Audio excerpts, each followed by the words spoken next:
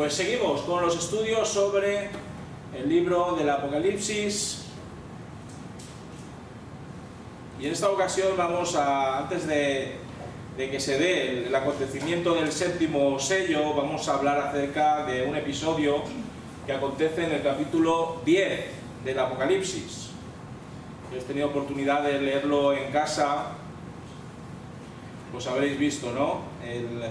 Esa imagen, una imagen realmente sugerente de un ángel portando lo que en muchas versiones de la Biblia dice un librito, ¿no? Aunque ya sabemos que en aquellos tiempos los libros tal y como los entendemos no existían, ¿vale? No existían esos libros encuadernados, llenos de páginas, sino que era más bien un rollo que, digamos, contenía algún tipo de mensaje, o en este caso, sobre todo, de un discurso profético. Y eso es lo que vamos a ver en esta tarde.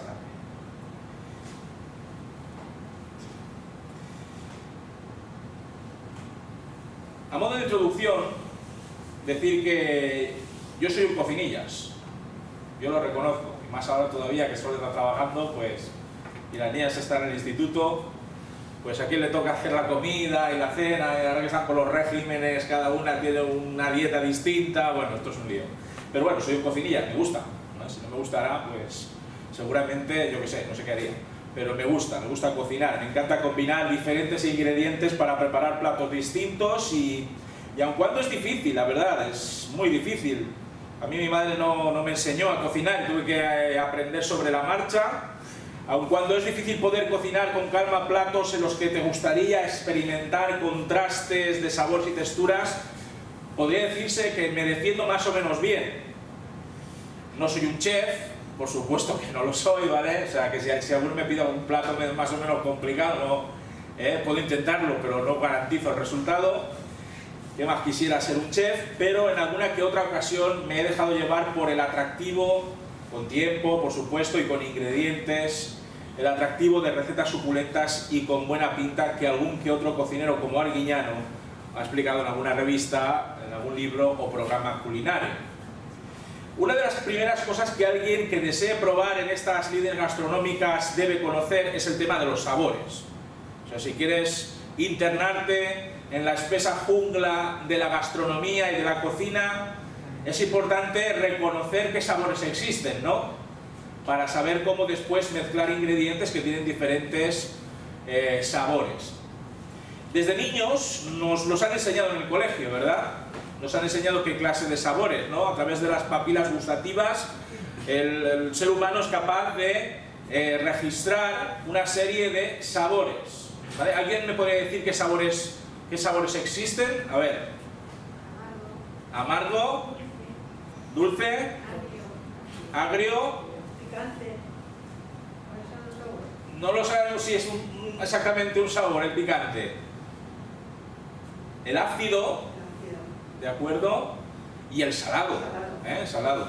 Muy bien, todos más o menos conocemos esto, ¿no? Tenemos, por ejemplo, los sabores clásicos, el dulce. El dulce es el dominante en aquellos alimentos ricos en azúcares, el cual percibimos con la punta de la lengua. Por eso cuando queremos distinguir entre el azúcar y la sal, ¿verdad? ¿Qué hacemos? Lo primero es, metemos el dedo así, lo mojamos un poquito en saliva y probamos a ver si es dulce o es salado, ¿no? El salado, otro de los sabores, se identifica a través de las papilas gustativas que se encuentran en los laterales de la lengua. El amargo, quizás el sabor más desagradable, no es el sabor típico de los venenos, pero que en su justa proporción, el sabor amargo, lo sabéis, a los que os puede gustar más o menos este sabor, puede ser muy interesante y estimulante. Yo conozco a alguien que le encantan las olivas estas partidas, ¿verdad? Que son amargas, pero oye, se las come como si fuesen pipas. ¿Por qué? Porque les gusta, ¿no? Ese toque amargo pues también es estimulante. También está el ácido que bueno, aquí los valencianos lo conocen perfectamente, presente en los cítricos y en el vinagre. Y sabéis que no hace mucho ha aparecido un nuevo sabor, para que veáis que esto es algo que va progresivamente y científicamente volviéndose interesante, y aparece un nuevo sabor que se llama umami. No sé si lo habéis escuchado alguna vez.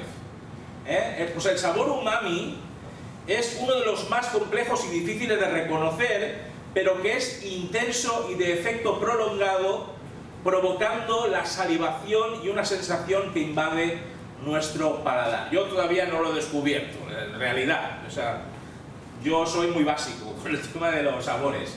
Si me pides, ¿esto sabe a umami? Pues no, pues la verdad, no sabría yo cómo decirlo, pero seguramente los grandes chefs o los grandes gastrónomos estos sí que lo manejan con mayor destreza.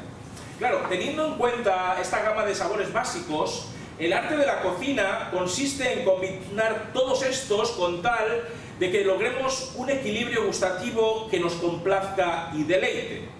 Por eso, cuando se trata de mezclar ingredientes, hemos de tener en consideración los siguientes consejos, ¿vale? Luego diréis, mira, el pastor hoy, en vez de hablar de la Biblia, está hablando de gastronomía. Bueno, en fin, de todo se puede aprender y todo tiene su correlación, ya lo veremos. Siguientes consejos culinarios. Seguro que vosotras y vosotros sabréis más que yo de todo esto, pero bueno, yo lo expongo. Los sabores salados y el umami tienden a potenciar el sabor dulce y a equilibrar el amargo.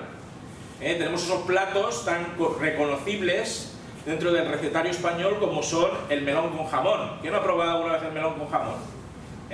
Salado con dulce.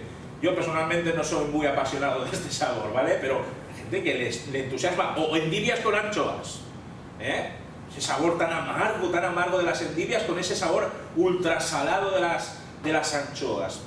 También otro consejo es que el sabor dulce equilibra al amargo y el ácido. Por eso cuando se hace salsa de tomate, ¿qué es lo que nos recomienda? Que añadamos una cucharadita o una porción de azúcar, ¿verdad? Para que no sea tan ácido esa salsa. El sabor ácido, otro de los consejos que nos proponen los entendidos, es que el sabor ácido potencia el de los alimentos salados, como por ejemplo son las salsas de yogur. Y el sabor amargo equilibra el dulce y el salado. Claro, con estos conceptos es mucho más fácil no meter la pata a la hora de cocinar y no echar a perder productos que bien entrelazados, bien unidos, pueden convertirse en un manjar para chuparse los dedos y mojar pan amansado, ¿no? Como dicen aquí, sucar. Si lo pensamos bien, la palabra de Dios también es una gran combinación de sabores emocionales y espirituales que encuentran un equilibrio perfecto.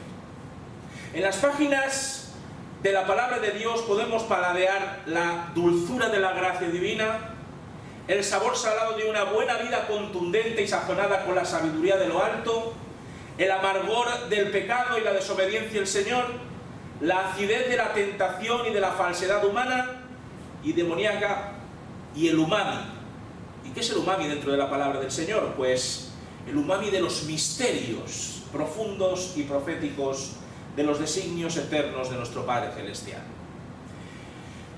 Juan, en el texto que nos corresponde en el día de hoy, se va a dar cuenta también del sabor que tiene la profecía y la revelación de Dios a lo largo de este pasaje entre enigmático y esclarecedor. El apóstol amado de Jesús continúa con su visión de las cosas que habrán de acontecer en el porvenir de la historia. 6 trompetas ya han anunciado el juicio de Dios sobre las naciones, especialmente, como ya hemos visto, sobre aquellos que se niegan a reconocer la realidad de su soberanía divina. El mundo, como ya hemos podido ver en estas últimas semanas, es un absoluto desastre en el que se suceden toda clase de calamidades, donde hay muertes de miles y miles, millones, diríamos también incluso, de seres vivos, pero nada parece, por lo que vimos en el último estudio, nada de todo esto parece haber enternecido los pétreos corazones de los incrédulos y paganos.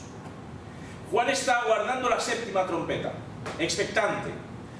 Aquella trompeta que pregonará con su fanfarria el advenimiento final de Cristo sobre la tierra para juzgar a vivos y a muertos. Sin embargo, antes de que esto suceda, otro ser angélico aparece en escena para seguir insuflando de seguridad y ánimo a los hermanos y hermanas que durante los tiempos de Juan, pero también a lo largo de toda la trayectoria de la historia, han sido perseguidos a causa de su fe, los cuales van a ir leyendo con el paso de los siglos estas palabras proféticas de la pluma del apóstol Juan. Versículos del 1 al 3, dice así: vi descender del cielo otro ángel fuerte envuelto en una nube, con el arco iris sobre su cabeza. Su rostro era como el sol y sus pies como columnas de fuego. Tenía en su mano un librito abierto. Puso su pie derecho sobre el mar y el izquierdo sobre la tierra, y clamó a gran voz como ruge un león, y cuando hubo clamado, 7 truenos emitieron sus voces. Un nuevo ángel de apariencia poderosa y colosal hace acto de presencia de una forma espectacular. Ya lo hemos leído. Todas aquellas palabras que aparecen aquí nos sugieren, por lo menos a mí me sugieren, episodios del éxodo de Israel. No sé si a vosotros os suena o sugiere algo así, después de salir de tierras egipcias. Por un lado, este fornido ángel del Señor viene envuelto en una nube. Un fenómeno meteorológico que nos traslada a aquella nube que guiaba a Israel a través del desierto cuando era de día, ¿verdad? Y por otro lado, sus pies son semejantes ¿a qué? A columnas de fuego. De nuevo, nos sugiere también esa columna de fuego que dirigía al pueblo israelita de noche hacia su destino a Canaán. No cabe duda de que la labor que realiza este ángel no es ni más ni menos que la de señalar a la Iglesia de Cristo de todas las edades, la cual atraviesa el desierto de la incredulidad, atraviesa el desierto del ateísmo militante que caracterizarán los tiempos postreros, que de alguna manera es el peregrinaje que nos toca a nosotros, queridos hermanos y hermanas, en este siglo XXI, que es el de transitar por un mundo en el que Dios no significa nada para la gran mayoría de personas de todas las sociedades y civilizaciones de la actualidad. Y también este ángel nos enseña el camino directo que nos habrá de llevar a la nueva tierra prometida, a la nueva Jerusalén, a esos cielos nuevos y a esa nueva tierra. Y si a esto añadimos ese arco iris que hemos leído ahí, que está levantado sobre su testa, que no es ni más ni menos que el símbolo del pacto de Dios con la humanidad, de que no destruiría a través de un diluvio universal de nuevo la tierra, nos da a entender que el pacto de Dios sigue intacto, como en los tiempos de Noé. Y ese rostro refulgente del ángel que refleja la gloria del Hijo del Hombre demuestra una autoridad dada por Cristo mismo. Si todo esto lo conjuntamos y lo metemos en un bol y lo mezclamos, lo que encontramos es que tenemos todos los elementos necesarios como para poder colegir que este ángel es de algún modo el mensajero que marca un punto de inflexión claro entre el juicio terrenal de Dios y la segunda venida de Cristo. En su mano este ángel, también hemos podido leer, porta un librito. En el original griego, librito es biblaridion. Este pequeño rollo, a diferencia del rollo sellado que Cristo, si recordáis, ha ido abierto paulatinamente, repleto de los acontecimientos futuros de la humanidad hasta su regreso definitivo, está abierto ya. Este librito que lleva el ángel ya está abierto. ¿Qué se supone que contiene este librito? Podríamos preguntarnos. Pues seguramente la revelación de Dios a Juan acerca de todo lo que va a desencadenarse en los instantes previos a la parusía de Jesucristo. Y con sus 2 monumentales pies, como si de un coloso de rodas redivivo se tratase, este ser angélico domina todo el orbe terrestre. Su poder y su autoridad, delegados por Cristo, abarcan a toda la humanidad, a toda la creación terrestre. Tal es su imponente figura y potencia. Y con una voz tonante, el ángel parece rugir los juicios demoledores de Dios contra los que siguen en sus 13 encastillados en esa intención de no arrepentirse de sus pecados e idolatrías. Y como eco de esta fuerte voz que surca el firmamento, nos dice también el texto que acabamos de leer, que 7 truenos terribles comunican a todo el universo una serie de oráculos que sumen en silencio a todos y cada uno de los que han sido convocados en la escena celestial de la que Juan es testigo. Los truenos, ya lo sabemos, aquí con la idea de que son seres vivientes al servicio del Señor, signos inequívocos del juicio de Dios, se ven reforzados por un número que todos entendemos, ¿no?, que tiene su propio simbolismo, como es el número 7, dando a entender que todo lo que proclaman estos truenos que retumban en los oídos de los presentes es la palabra de Dios, sin género de dudas. Juan es capaz de interpretar, Juan es capaz de entender y comprender el mensaje que estos truenos están promulgando a diestro y siniestro en el plano espiritual. Juan escucha atentamente el contenido del discurso borrascoso de estos 7 truenos y en primera instancia lo que cree es que ha sido llamado para poner por escrito todas las asombrosas y estremecedoras palabras que han transmitido. Versículos del 4 al 7. Cuando los 7 truenos hubieran emitido sus voces, yo iba a escribir. Pero oí una voz del cielo que me decía: sella las cosas que los 7 truenos han dicho y no las escribas. El ángel que vi de pie sobre el mar y sobre la tierra levantó su mano hacia el cielo y juró por el que vive por los siglos de los siglos, que creó el cielo y las cosas que están en él, y la tierra y las cosas que están en ella, y el mar y las cosas que están en él, que el tiempo no sería más, sino que en los días de la voz del 7º ángel, cuando él comience a tocar la trompeta, el misterio de Dios se consumará, como él lo anunció a sus siervos, los profetas. Algo impele a Juan a poner negro sobre blanco todo lo que acaba de oír. Seguramente es algo que diría esto, es algo que todo el mundo debe saber. Todo el mundo debe saber lo que va a ocurrir en el porvenir. Sin embargo, antes de que pueda empuñar la pluma para mojarla en el tintero, una voz surge de la nada para pararle los pies. Esta voz le ordena que no escriba esta formidable revelación que ha podido oír de forma privilegiada. Al contrario, lo que le dice esa voz es que debe sellar cada una de esas palabras proféticas. ¿Y qué quiere decir esto? De sellar esas palabras proféticas. Quiere decir que debe guardarlas en su mente, que debe guardarlas en su corazón hasta el fin de sus días, solo para sus ojos, sin que deba compartirlas, estas palabras, con la iglesia de Cristo perseguida. Claro, ahí surgen preguntas, ¿no? ¿Qué enigmáticas palabras habrán surgido de estos 7 truenos para que no puedan ser comunicadas al resto de los seres humanos? ¿Cuál será el contenido? Pues ahora no lo sabemos, lo sabremos en su momento. Pero qué terribles, qué asombrosas palabras habrán comunicado estos truenos. Del mismo modo que Pablo también tuvo una experiencia de este calado, recordáis, el apóstol Pablo, y el Señor le dijo que no debía hacer público el relato de su visión, así sucede también con Juan. Hay experiencias que son propias, que Dios da a hombres y mujeres de forma específica y especial, que no pueden compartir con todo el mundo. Solo conoceremos el contenido del mensaje atronador cuando estemos al fin en la presencia de Dios. Si el Señor no ha querido que sepamos algunas cosas que han de ocurrir en el futuro, es su prerrogativa, ¿verdad que sí? Y seguramente lo hace para bendecir a su pueblo y también para ver cumplidos todos y cada uno de sus designios y propósitos eternos.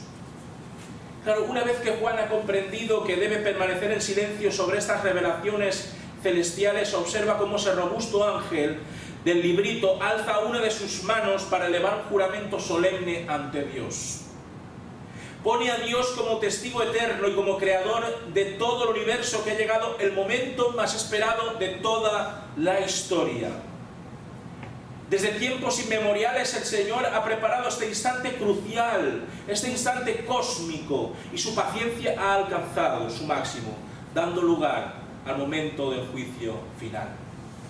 Y aunque vivimos en una época de gracia, en la que, como afirma Pedro en 2 de Pedro 3:9, el Señor no retarda su promesa, según algunos la tienen por tardanza, sino que es paciente para con nosotros, no queriendo que ninguno perezca, sino que todos procedan al arrepentimiento, Habrá un día concreto de la historia en el que las oportunidades para hacer acto de contrición y para solicitar el perdón amoroso de Dios habrán dejado de estar disponibles.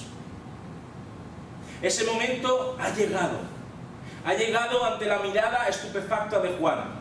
El tiempo, nos dice este pasaje, ya no será más. Es decir, la historia ha entrado en los postreros eventos que anuncian la eternidad para todos los seres vivientes, unos para vida perpetua y otros, lamentablemente, para condenación sempiterna.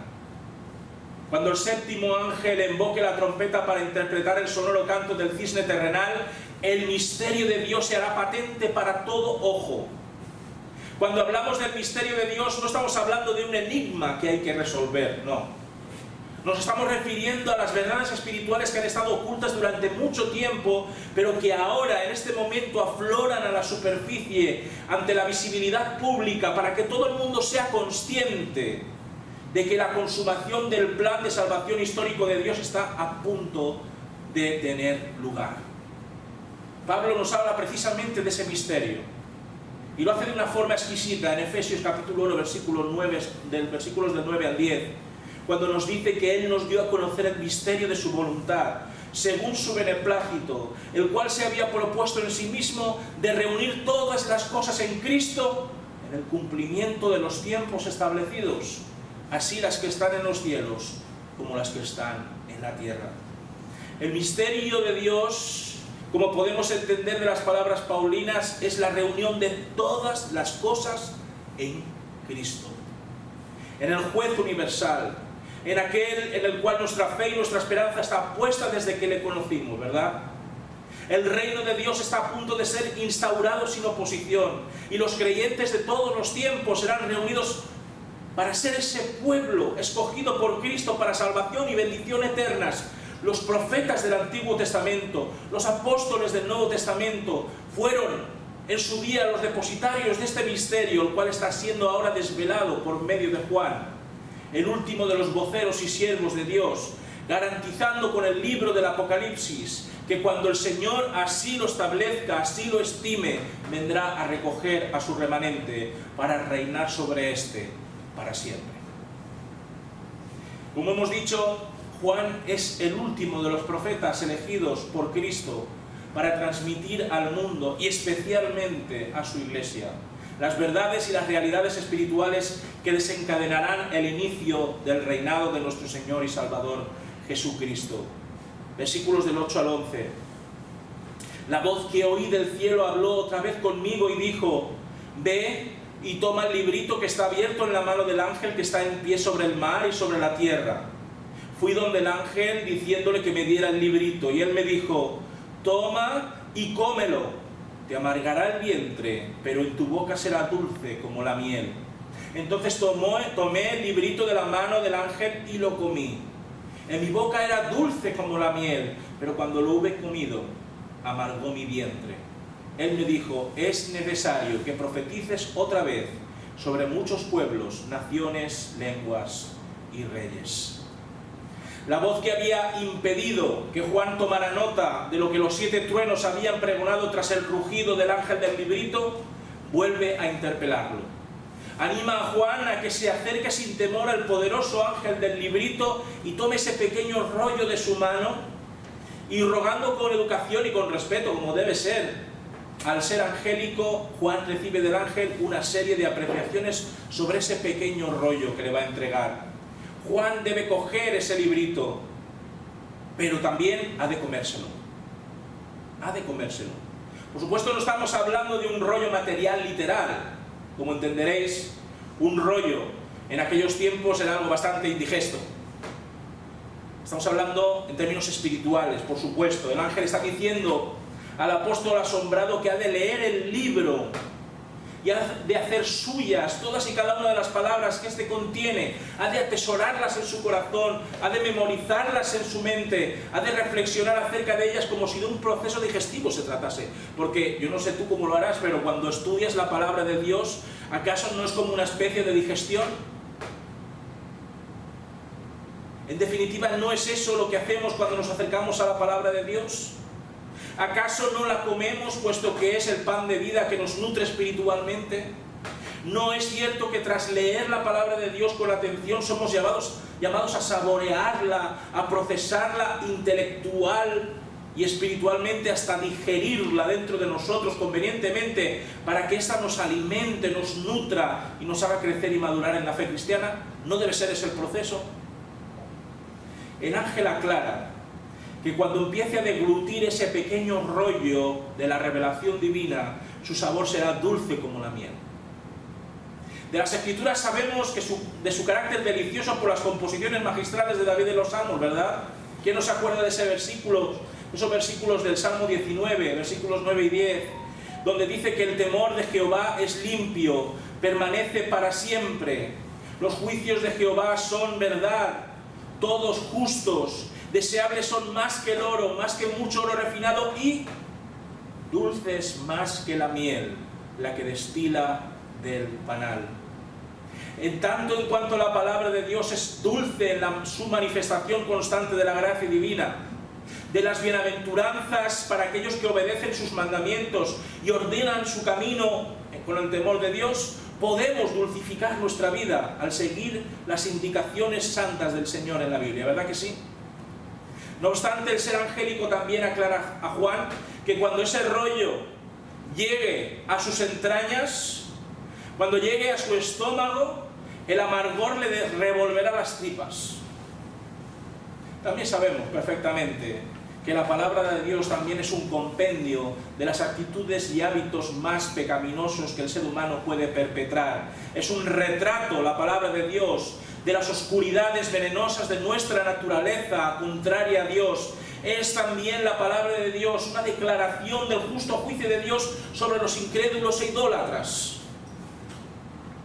De ahí que la dulzura y el amargor sean sabores espirituales clave a la hora de alimentarnos de la Biblia, de sus consejos y revelaciones. Dicho y hecho, Juan obedece la voz y experimenta justamente lo que el Señor acaba de comunicarle al respecto. Y el ángel, para terminar su alocución, encomienda a Juan la labor imperiosa de ser una voz profética, la última voz inspirada por el Espíritu Santo a todo el mundo, por medio de la transmisión fiel de lo que ha visto, de lo que ha oído en el libro del Apocalipsis, donde se entremezca también lo dulce con lo amargo. Para terminar, queridos hermanos, como dirían en términos de los juegos de azar en la ruleta, rien ne va plus.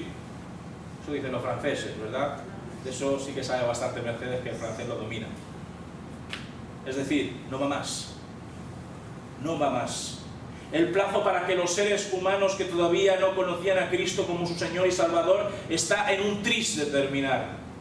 La séptima trompeta va a dar entrada al protagonista de la historia, aquel que ya lo fue durante su ministerio terrenal, durante su muerte, durante su resurrección y durante su ascensión a los cielos, pero que ahora no aparecerá de nuevo como un cordero que va inocente y mudo al matadero, ¿verdad que no? No, en esta ocasión el león de Judá está comenzando a rugir su juicio sobre todas las naciones.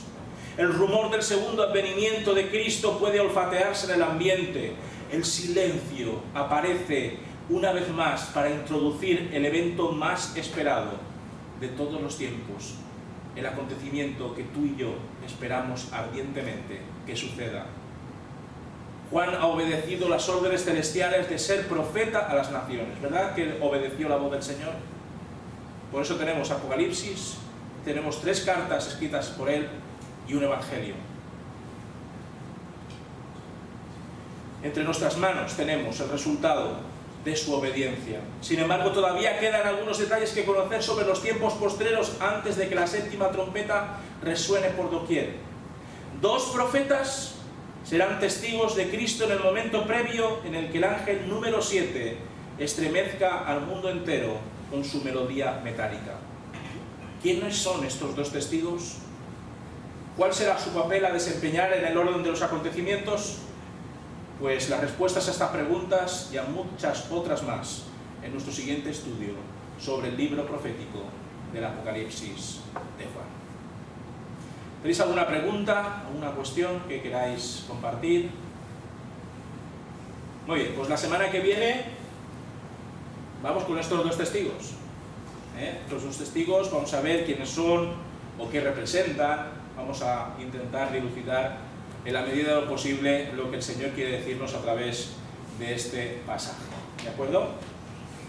Pues terminamos cantando la doxología hasta el próximo domingo a las 11. Todavía tenemos suspendida la dominical. Ya a partir de la siguiente semana valoraremos, ¿no?, la situación y veremos la posibilidad de volver